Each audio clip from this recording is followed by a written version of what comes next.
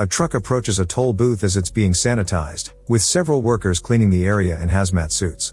The truck driver passes through the toll booth and accuses them of slowing him down, but the workers assure him that nothing is wrong, and that the area is just being sanitized as there was a small leak at a nearby nuclear plant. As he passes the toll booth, he is distracted by his ringing phone and accidentally runs over a doe. After inspecting the scene, he gets back in his truck and drives off. However, the doe staggers to its feet despite the crash and turns to reveal that it is infected. Meanwhile, in Seoul, Sok-woo is a busy fund manager who barely has time for his daughter Swan, let alone his divorce. After a stressful day at work and accidentally buying Swan the same birthday present he did last year, Swan reveals that she wants to visit her mother in Busan. Sok-woo is initially reluctant due to work, but his mother convinces him otherwise by showing him a video of Swan singing Aloha Oe at a school recital. She stops singing in the middle of the song, which he couldn't attend due to work. Out of guilt, Sok-woo books the next KTX train bound for Busan the next morning. Early in the morning, Sok-woo drives Swan to the station, only to nearly crash into an oncoming horde of ambulances and police cars. As Sok-woo ponders what could be going on, Swan reaches out the car window and catches an ember in her hand, prompting Sok-woo to notice the burning building in the distance. He remarks that there's something bad going on, but drives to the station regardless. They board the train, which is also occupied by the tough working-class husband Sang-hwa and his pregnant wife Sung-kyung, a high school baseball team, rich but selfish CEO Yeon-suk, and a pair of elderly sisters, In-gil and Jong-gil, and a homeless man who seems to be aware of the zombie situation. As the train prepares to leave, a spasming young woman boards the train with an enormous bite wound on her leg. Outside the train, station manager then signals the KTX to leave, only to notice a group of people on top of the stairs of the station, screaming at something unseen. Swan watches through the window as the manager is quickly ambushed by a rabid human, which only she witnesses. Frightened, Swan gets up to go to the bathroom. In the lower numbered cars, a train attendant comes across the infected woman, and she attempts to resuscitate her, only for the woman to complete her transformation. The zombie then latches onto the attendant's neck, who runs into the baseball team's car in a panic. The two then fall to the floor, now both zombies. The two proceed to attack most of the baseball team and creates a horde of zombies in the process. Only 4 students escape: baseball player Young-guk, his crush Jin-hee, and 2 unnamed boys. The zombies race towards the upper compartments and infect everyone in their path. Swan unwittingly walks towards the lower ones, looking for a bathroom. Sok-woo awakens and notices that Swan is missing from her seat. He then receives a call from a coworker, who informs him that violent riots have erupted around Korea. Soon enough, a group of panicked passengers from the lower compartments rush through past his seat, screaming and running. Now realizing that Swan may be in danger, Sok-woo runs in the opposite direction and sees Swan standing right in front of an oncoming horde of zombies. He grabs her, and they are chased by the horde, but Sok-woo successfully reaches his compartment and attempts to barricade it, nearly locking Sang-hwa and Sung-kyung out in the process. The survivors struggle to barricade the door, then realize that the zombies do not know how to open it, and merely charge at the sight of humans. Sung-kyung uses water and newspapers to cover the windows, which remedies the situation by causing the zombies to think they are not there. The conductor reassures the survivors over the intercom that the train will not go to Busan, but stop at Daegu Station, as he has been informed that the military has been dispatched there. Yeon-suk calls his company friends and asks about the situation at Daegu, which Sok-woo overhears and deduces from it that all arriving passengers at Daegu will be forcibly quarantined. He makes a private call to a co-worker and convinces him to pick him and Swan up separately so they won't be quarantined. The train then arrives at the abandoned Daegu station, and Sok-woo takes Swan towards the east exit where they will be picked up, while the others go towards the main exit. The homeless man follows Sok-woo, having overheard his phone call. The three go down the hallway where they see a soldier in the distance. Relieved, Sok-woo tells Swan to stay where she is, and he rushes towards the soldier for help, only to see that he is injured. The soldier begs them to help him before a horde of infected soldiers round the corner, trampling and consuming him. The rest of the survivors head out the main exit. Towards the bottom of the escalator, the survivors see a large group of uniformed men and realize the soldiers are all infected, and the deployment has failed. Several of the passengers are eaten and infected as they scramble back up the escalator and back into the station. Sok-woo, still inside the station concourse and facing zombies, tells Swan to run. She does so and bumps into Sung-kyung and Sang-hwa, who are rushing back to the train with the others. Sung-kyung takes Swan and runs to the platform, while Sang-hwa fights off the horde with Sok-woo, Young-guk, and the two other baseball players. Once they manage to lock the exit door, they run to the train. Young-guk's two friends are attacked and infected when they reach the platform. Meanwhile, Jin-hee, Yeon-suk, and a few others have successfully boarded the train. Sung-kyung and Swan are also boarding when a glass bridge above the train shatters and sends zombies raining onto the platform. One of the zombies falls between In-gil and Jong-gil, separating them. Jong-gil is forcibly dragged aboard Jin-hee's compartment, and she watches In-gil, Sung-kyung, and Swan run in the opposite direction. Sung-kyung, Swan, In-gil, and the homeless man barricade themselves inside a bathroom in one of the lower infected compartments, while Young-guk, Sok-woo, and Sang-hwa successfully get onto a safe compartment. Sang-hwa calls his wife and realizes she is trapped in the bathroom with a few others. Unwilling to leave them to die, the three of them begin fighting through the lower compartments to rescue them. In the process, they discover the zombies are blind in the dark and only react to sound. They use this to their advantage and manage to rescue them, and they all run together towards the first compartment, where Yeon-suk, Jin-hee, Jong-gil, and the manager are. Young-guk texts Jin-hee that they have rescued the survivors and are headed towards her compartment. When she happily tells the others, they react with hostility and decide to lock the door to their compartment to prevent the group from entering. With the door locked, Young-guk attempts to break it open, while Sok-woo and Sung-hwa struggle to keep the zombies from entering on the other side.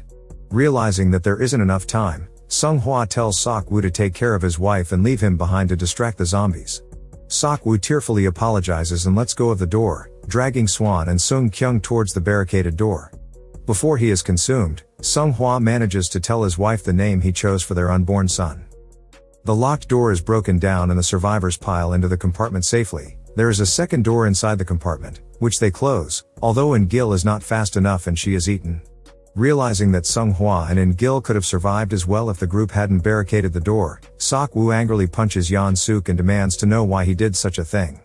Unwilling to answer, Yeon-suk lies to the others and insists that Sok-woo and his allies are infected. Instilling fear inside the initial group that barricaded the door, they force Sok-woo and the group that just entered the compartment, now joined by Jin-hee, into the hallway between their compartment and the conductor's car. Once they are forced out, Yeon-suk and the others use their neckties and shirts to tie down the knob and prevent them from coming back in. Jong-gil, still shocked and silent from seeing her sister die needlessly, notices In-gil's face in the crowd of zombies in the door window. She tells her infected sister that she lived a long and fulfilling life, and realizes that the compartment group's actions have led to her sister's death. Out of anger and defeat, Jong-gil opens the door, allowing the zombies to flood the safe compartment. The survivors inside the hallway can only watch as the group is eaten inside the compartment. They see shadows of the passengers desperately clawing at the door they just barricaded in a cruel twist of events. The conductor receives a radio notification that Busan has succeeded in holding off the zombie infection. However, as they approach a station before Busan, the train is cut off by debris on the track. The conductor informs the remaining survivors on the train over the speaker that he will find another train on an unblocked track to drive to Busan and that they should follow him, but wishes them luck, as they will have to exit the train and survive crossing the zombie-filled tracks. He exits his cockpit, and finds an empty path, successfully discovering a cargo train. He starts it up and begins going down the track towards Busan, searching for survivors on the tracks.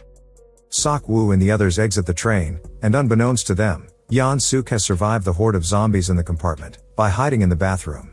He also hears the conductor's announcement and fights his way out of the compartment, but several zombies continue chasing him as he gets off. Meanwhile, Sok-woo's group is making their way to the cargo train. Suddenly, a burning freight car rushes towards them, and Jin-hee and Young-guk are separated from the group when the runaway freight rams into the cars of a nearby train, which falls and blocks their path. They go into one of the next train cars to cross over to the other side through the door, not noticing that Yeon-suk, who is being chased by a zombie, is following them. Yeon-suk enters the car and throws Jin-hee behind him, sacrificing her to the zombie. Young-guk fights the zombie off and collapses to the ground, cradling the spasming Jin-hee in his arms. Yeon-suk ignores them and manages to pry the door open and runs towards the cargo train. As Jin-hee chokes and begins to turn, Young-guk begins to cry, asking why fate had to be like this. He apologizes to Jin-hee for not telling her how he felt about her, as she fully turns and consumes his face and throat. Yeon-suk runs towards the cargo train, but twists his ankle on the tracks, and one of the zombies following him manages to bite his ankle. The conductor rushes off the car to help, but Yeon-suk betrays him and throws him aside to the zombies like he did with Jin-hee. He ignores the conductor's screams for help as he boards the train alone. Meanwhile, the homeless man, Swan, Sok-woo, and Sung Kyung are on the other side of the wreckage, trapped under a train full of zombies. The windows of the train threaten to collapse at any moment. Sok-woo finds an opening under the train and begins to climb under it, but a part of the train collapses and seals the hole before the other three can make it through. The impact also shatters a window, and a small group of zombies tumble out and crawl towards the three. However, the homeless man sacrifices himself to the zombies at the last minute, allowing enough time for Sok-woo to pull the debris away, and for Sung Kyung and Swan to escape. They run towards the cargo train and get on the outdoor platform of it. Sok-woo approaches the cockpit but backs away when he sees Yeon-suk in the conductor's seat, milky-eyed and infected. He initially shuts the door, but Yeon-suk opens it in spite of being a zombie. The infection has not reached his brain. Yeon-suk approaches Sok-woo and begs him to take him home to Busan, speaking like a little boy and reciting his address and the name of his mother. Sok-woo tells him he is infected, and Yeon-suk is momentarily shocked, and he weeps, but within seconds, he is fully turned. Sok-woo begins to struggle with the zombified Yeon-suk and nearly falls off the ledge of the car. Swan screams on the other side of the car platform, which attracts Yeon-suk, and he attempts to attack Sung Kyung and Swan. However, Sok-woo intervenes, and his hand is severely bitten. He manages to throw Yeon-suk off the car but notices his injury. Aware that he will turn very soon, he seats Swan and Sung Kyung in the cockpit and tells them how to use the brakes once they get to Busan station. He then tries to leave the car, but Swan begs him to stay and reveals that on the day of her recital, she did not finish singing Aloha Oe because she didn't see Sok-woo in the audience. She had been saving the song for her father. The two have a tearful farewell, and Sok-woo holds Swan's small hands in his for a moment, before throwing them aside and locking himself out of the cockpit. Swan begins to scream and cry for him to come back. As the infection spreads, Sok-woo sobs as he walks towards the end of the train car, clutching his bloody hand. Swan continues to cry for him inside the cockpit, as Sung Kyung tries to hold her back. He slowly approaches the back of the train car, fighting the infection, and begins thinking of when Swan was an infant. Recalling his happiest memories of cradling her and holding her small fingers and toes, as he did in the cockpit before, the infection takes hold, his eyes going white and veins going dark. However, in spite of being fully zombified, Sok-woo continues thinking of Swan and he smiles happily towards the sky before falling off the car and onto the tracks. It is left ambiguous as to whether this was due to his body spasming, or him jumping off the car in an act of suicide to keep Swan and Sung Kyung safe. The train car finally arrives at the tunnel leading to Busan station. However, the track is blocked off with debris. The two exit the car and begin walking down the tunnel, not aware that they are being watched on the other side by the Busan military. One of the snipers reports their approach to his superior and is told to shoot them down, as they cannot tell in the dark whether they are infected or not. Just as the sniper is about to pull the trigger, Swan begins to mournfully sing Aloha Oe to rally the exhausted Sung Kyung to walk to the end of the tunnel. Hearing her song, the soldiers realize they are not infected and rush to their aid.